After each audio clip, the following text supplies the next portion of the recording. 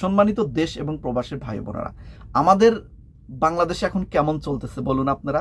জিনিসপাতির দাম কেমন, কাঁচামালের দাম কেমন, এরপরও নাকি বাজারে স্বস্তি নেই। কি বলছেন দেখুন, এটাই নাকি বুদ্ধিজীবী। উনি টিভি টক শোতে বলছে, রাজিকুজ্জামান রতন, শুধু একটি জিনিস খেয়াল করে দেখবেন, টিসিপি ট্রাকগুলো যেখানে আসে সেখানে লাইনটা কত বড় হচ্ছে। বাজার মানুষকে স্বস্তি দিয়েছে না বাজার মানুষকে শাস্তি দিচ্ছে, এটা শুধু টিসিপি ট্রাকের পিছনের লাইনটা দেখলেই বোঝা যায়। উনি বলেছেন যে টিসিপিতে যে সরকারিভাবে অল্প টাকায় পণ্য বিক্রি করা হয়, এটাতে নাকি প্রচুর লাইন হচ্ছে, তো যার কারণে বাজার ব্যবস্থা স্বস্তিতে নেই। এটাই নাকি তার কাছে প্রমাণ। উনি হয়তো জানে না বাঙালি ফ্রি পেলে বা কম দামে পেলে বাঙালি লাইন চাঁদ পর্যন্ত নিয়ে যাবে। এক জায়গায় আপনার যদি 30 টাকা কেজি পেঁয়াজ কিনতে হয়, আর এক জায়গায় যদি 10 টাকা কম দেয় 20 টাকা কেজি বিক্রি করে, দেখবেন বাঙালি সেই জায়গায় লাইন একবার চাঁদের দেশ পর্যন্ত পৌঁছে দেবে। এটাই বাঙালি।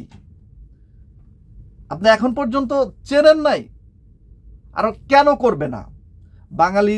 এটা কেন করবে না? যেখানে রিক্সাওয়ালার সংখ্যা বেশি, যেখানে অটোওয়ালার সংখ্যা বেশি, যেখানে গার্মেন্টস শ্রমিকের সংখ্যা বেশি, বাংলাদেশে উচ্চ চাকরিজীবী কতজন আছে? গরিব মানুষই তো বেশি। তারা চায় 2 টাকা আয় করতে এবং সঞ্চয় করতে। তাদের সঞ্চয় করতে হলে কি করতে হবে? বাজার কম দামে খেতে হবে, অথবা জিনিসপত্র কম দামে কিনতে হবে। তারা ফুটপাত থেকে জিনিস কেনে। কেন কেনে? আমি ছোট করতেছি না সম্মানিত ভাই বোনেরা, আমি কিন্তু ছোট করতেছি না। যারা এগুলো করেন তাদেরকে স্যালুট জানাই আমি। আপনার আয়ের উপর নির্ভর করে আপনি তো টেকনিক্যাল ভাবে চলবেনই, এটাই স্বাভাবিক, তাই না? আপনার বাজারে পেঁয়াজ 30 টাকা কেজি বিক্রি হচ্ছে বলে টিসিবি যদি 20 টাকা কেজি বিক্রি হয়, সেখানে লাইন যদি বিশাল বড় হয়ে যায়, তার মানে এটা নয় যে বাংলাদেশে পেঁয়াজের দাম 400 টাকা কেজি। এটা নয় তো। এরকম বুদ্ধিজীবীকে কেন যে টিভি টক শোতে নেয় এটা বুঝি না। তাদের চুলকানিটা কোথায়? তাদের চুলকানি একটাই, ঘুরে ফিরে ডক্টর ইউনূস সরকারকে ব্যর্থ দেখানো। এদের কাজই একটা, টিভি টক শোতে বসবে, ঘুরিয়ে পেঁচিয়ে তাদের সারমর্ম কি কথার সারমর্ম হলে ডক্টর ইউনূস সরকার ব্যর্থ। এ কথা বলার সাহস কি করে পায়? বাক স্বাধীনতা কই? শেখ হাসিনার সময় তো এই কথা বলার সাহস পায়নি। যখন পেঁয়াজের কেজি 400 টাকা হয়ে গেছে তখনও তো এই কথা বলার সাহস পায়নি। এই সমস্ত বুদ্ধিজীবী টিভি টক শোতে গিয়ে তো তখন এত বুলি ছাড়তে পারেনি। এখন খুব সহজ হয়ে গেছে ইউনূস সরকারের বিরুদ্ধে কথা বলা। এই চদু এসেও ইউনূস সরকারের বিরুদ্ধে কথা বলে যায়। যার যেমন ইচ্ছে তেমন কথা বলে যায়। সে যে জায়গাগুলো সফল হচ্ছে ওই জায়গাগুলো নিয়েও প্রশ্ন করে। চিন্তা করেন কত বড় স্টুপিড। উনি বলতেছে বাজার ব্যবস্থা নাকি স্বস্তিতে নাই, কারণ টিসিবির সামনে বাঙালিদের ভিড় বা জনগণের ভিড়। আরে টিসিবির সামনে সারা জীবনই ভিড় থাকবে। বাংলাদেশ একটি গরিব দেশ, এটা স্বীকার করতে যদি যার লজ্জা লাগে সেই স্টুপিড। বাংলাদেশের শতকরা 80% মানুষ নিম্ন আয়। কতজনের উচ্চ আয় আছে যারা নিজের আত্মসম্মান ধরে রেখে টিসিবির সামনে দাঁড়াবে না? বলেন। এইগুলো বুদ্ধিজীবী যে কোথা থেকে আসে, এদের যে টিভি টক শোতে কেন নেয় এটাই বুঝি না। আর তাদের বক্তব্য শোনে কারা?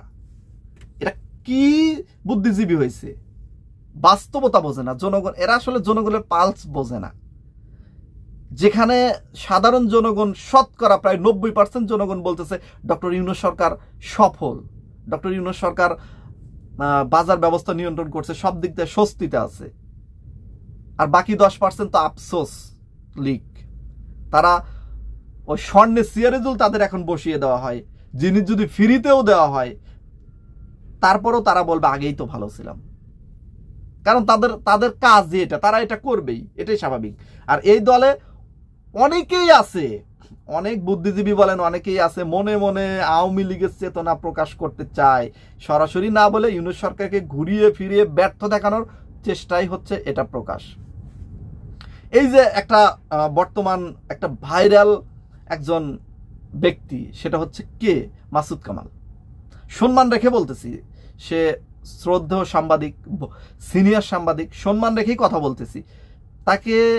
সে যে ভাষাতে এখন কথা বলে, শুধু আমি একটা প্রশ্ন করতে চাই, সে যে ভাষাতে এখন কথা বলে, আওয়ামী লীগ সরকার থাকাকালীন, শেখ হাসিনা সরকার থাকাকালীন কি শেখ হাসিনার বিরুদ্ধে এই ভাষাতে কথা বলতে পারছে?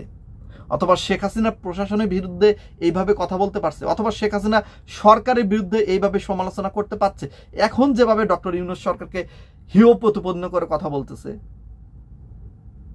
পারেনি। কিন্তু এখন মুখে বুলি ফুটছে, এখন তারা হচ্ছে সুশীল, এখন সুশীলের অভাব নাই। যাদের দুমুখ নীতি তাদের সম্পর্কে আর কি বলবো বলেন।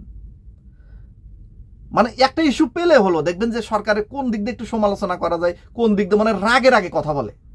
এদের টিভি টক শোতে খেয়াল করবেন, মানে এদের রাগ ক্ষোভে কথা বলতেছে, মনে হচ্ছে যে একবারে তার কত বড় যে লস হয়ে গেছে যার কারণে কথা বলতেছে। আরে ডক্টর ইউনূস সরকার 100% সফল কে বলছে? আমি নিজেও তো বলি না, কেউ বলে না, ডক্টর ইউনূস নিজেও বলে না যে সে 100% সফল। যতটুকু সফল হোক, সেটা 50%, 60%, 70%, ততটুকু সফল আপনি মেনে নেন না, বাকিটুকু সমালোচনা করেন। সমালোচনা তো অবশ্যই করতে হবে, সবাই করে। ডক্টর ইউনূস নিজের সমালোচনা করে, আপনিও করতে পারেন, এটা আপনার বাক স্বাধীনতা। কিন্তু যে 60%, যে 70% যে সফলতা আছে তার, সেটাও বলতে হবে আপনাকে, সেটা বলতে হবে। তারপরে আপনার সমালোচনা করতে হবে বাকি 30%, 40% নিয়ে। তাহলেই আপনি নীতিবান মানুষ, এক নীতিতে বিশ্বাসী। তাহলে সম্মানিত দেশ এবং প্রবাসী ভাই বোনেরা, আমার কথা আসলে ঠিক আছে কিনা, অথবা আমার কথাও ভুল হতে পারে, আমি মানুষ, ভুল হতে পারে, এটাই স্বাভাবিক। আমি কোনো পণ্ডিত নয়, আমি সাধারণ একজন খুবই ক্ষুদ্র মানুষ হিসেবে কথাগুলো বলতেছি। কারণ অনেক বিষয়ই দেখা যাচ্ছে যে অনেকেই এমনভাবে কথা বলতেছে যেটা বাস্তবতার সাথে মিল নাই, যার কারণে কথাগুলো বলতে হলো।